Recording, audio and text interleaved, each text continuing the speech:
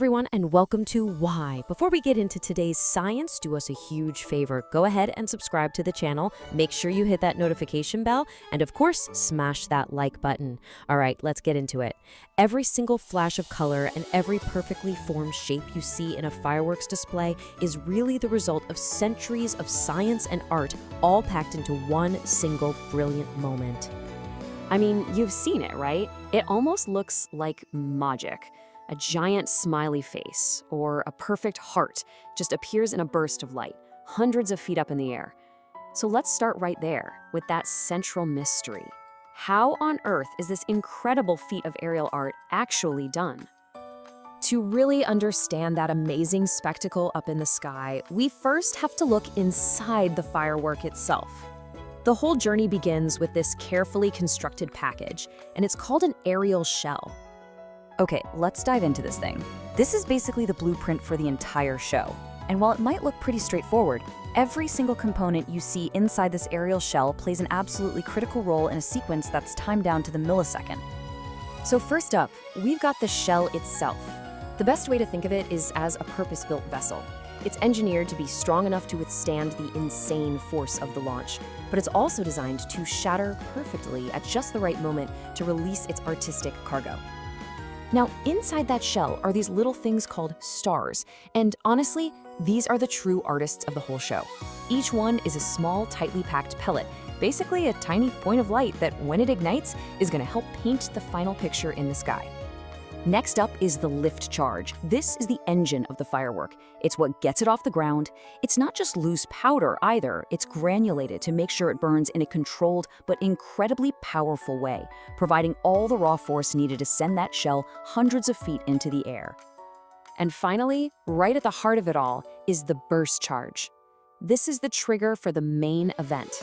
It's packed right there in the middle of the shell, and its one and only job is to blow everything apart with incredible force at the absolute climax of the fireworks journey.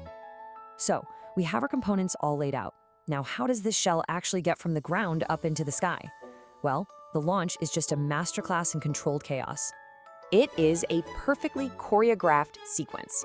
The main fuse is lit, and that ignites the lift charge, creating this massive, sudden buildup of pressure inside a tube called a mortar. That pressure has absolutely nowhere to go but up, and it launches the shell skyward. And this right here is just a beautiful illustration of a fundamental principle of physics. It's all about Newton's third law of motion, right? Every action has an equal and opposite reaction. The violent downward blast of hot gas creates an equal and opposite upward thrust, pushing that firework shell right towards the heavens. This immense thrust launches the shell at speeds up to 240 kilometers per hour. That's about 150 miles per hour. But as it's soaring up, a tiny internal time delay fuse is also burning, precisely counting down the seconds to the grand finale. So the shell keeps climbing and climbing until it reaches its highest point, its apogee. For just a split second, it seems to hang there in the air as gravity starts to take over. And at that exact instant, that time delay fuse finally burns out and it triggers the burst. This is the critical moment.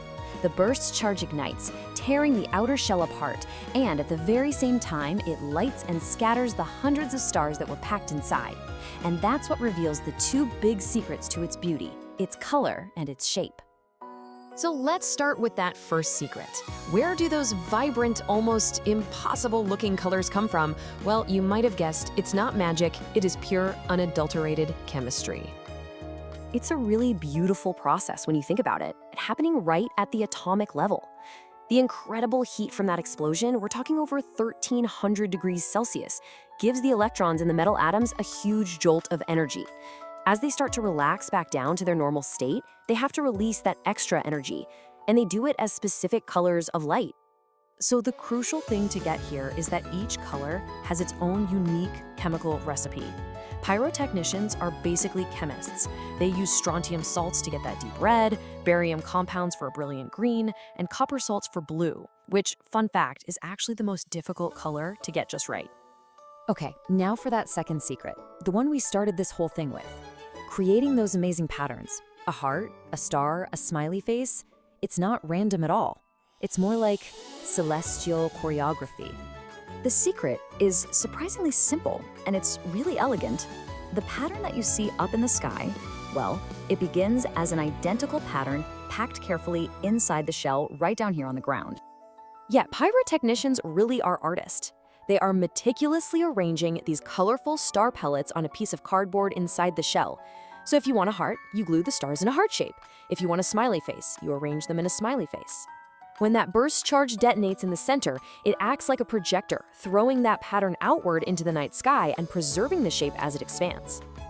So when you see a firework, you're not just watching an explosion. You're really witnessing the culmination of physics for the flight, chemistry for the color, and pure artistry for the shape, all happening in one single fleeting moment. So the next time you watch a display, you'll see more than just light. You'll see the science and the incredible precision behind every single burst. It kind of makes you wonder, right?